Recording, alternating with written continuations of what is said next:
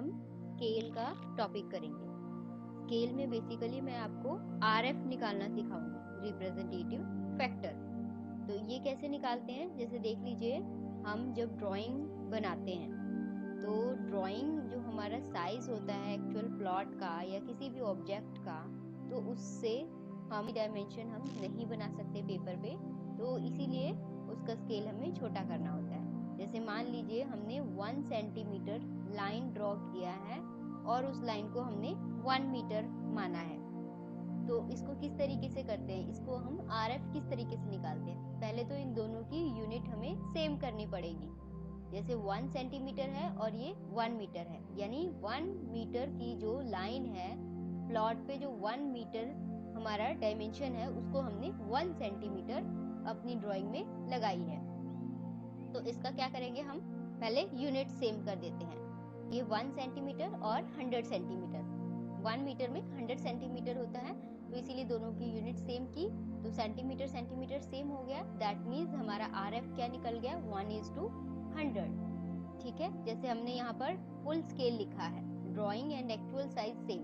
Full scale क्या होता है, कई ड्राइंग में जितनी भी हमने लाइन बनाई है, एक्चुअल साइज उस ऑब्जेक्ट का या इस प्लॉट का, ये जो भी हम डिटेल बना रहे हैं, सेम रहता है, तो उसको हम 1:1 करते हैं। मीन्स जितना डायमेंशन है उतना ही हमने ड्रॉ किया, उसे हम एक्चुअल स्केल या फिर फुल स्केल भी बोलते हैं। हम नेक्स्ट सेकंड स्केल की बात करते हैं, रिड्यूसिंग स्केल, जिसमें हम ये डायमेंशन रिड्यूस करते हैं। जैसे मान लीजिए 100 सेंटीमीटर की लाइन हो गई, तो उसे हमने 1 सेंटीमीटर ही लगाना, उसे हम रिड्यूसिंग स्केल बोलते हैं। तो चलिए इसको एग्जाम्पल के साथ मैं आपको क्लियर करती हूँ। 100 सेंटीमीटर की लाइन है, उसे हमने 1 सेंटीमीटर लगाया है, लेकिन इसमें यूनिट्स ये सेंटीमीटर में है और ये जो मेरी ड्राइंग है वो फीट इंचेस में है।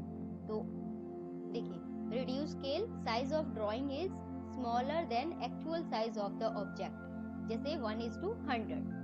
तो एग्जाम्पल के लिए, जैसे कि ये हमारी कंपाउंड वॉल है, बाउंड्री वॉल है, ये बाउंड्री वॉल हमारी 29 फीट 4.5 इंचेस है, बट हमने इसको पेपर पे ड्रॉ किया है, बट ये पेपर पे पॉसिबल तो नहीं है, अदरवाइज जो बड़ी वाली शीट है उस पे होगी, बट हमने इसको क्या किया, रिड्यूसिंग स्केल इसमें यूज किया है। जैसे यहाँ पर देखिए 100 सेंटीमीटर की जो लाइन है वो 1 सेंटीमीटर की लाइन लगी है, बट ये ड्राइंग फीट इंचेस में है, तो इसका यूनिट डिफरेंट है, ये यूनिट डिफरेंट है, बट यहाँ पर रिड्यूसिंग स्केल यूज किया गया है। मींस ये हमारी ड्राइंग तो एक्चुअल में बड़ी है, बट हमने पेपर पे इसको स्मॉल लाइन रिप्रेजेंट करके इसको ड्रॉ किया है। ड्राइंग हमारा मॉडल में है, हम मॉडल में वर्क कर रहे हैं। जब इसको हम सील में सेट करेंगे लेआउट में, तब इसकी जो स्केल है वो सेट हो जाएगा। किस स्केल पे सेट होगा, ये फीट इंचेस में है ड्राइंग, तो फीट इंचेस का ही RF यूज किया जाएगा। ये देखिए, ये लास्ट है हमारा enlarge scale, size of drawing is larger than the actual size of the object, 10:1 इसमें। तो इसका क्या मतलब है, जैसे हम किसी एक पार्ट का एनलार्ज करके दिखाते हैं ड्राइंग में, एक्चुअल में उसका साइज कम होता है एज कम्पेयर टू ड्राइंग, क्योंकि उसे एनलार्ज करके उसको डिटेलिंग शो करनी होती है। जैसे देखिए ये 7 इंचेस और 10 इंचेस शो किया गया है, एक्चुअल में ये 7 इंचेस और 10 इंचेस है, बट ये ड्राइंग में काफी एनलार्ज करके शो किया है, सो दैट इसकी अच्छे से डिटेलिंग बनाई जा सके। ये नोजिंग और इसकी जो यहाँ पर कौन सा मटेरियल यूज किया गया है और ये फिनिशिंग मटेरियल क्या यूज किया गया है, ये सारी डिटेलिंग देनी होती है, इसीलिए इसमें हम एनलार्ज स्केल यूज करते हैं। तो आई होप आपको ये तीनों तरह की स्केल समझ में आ गई होगी।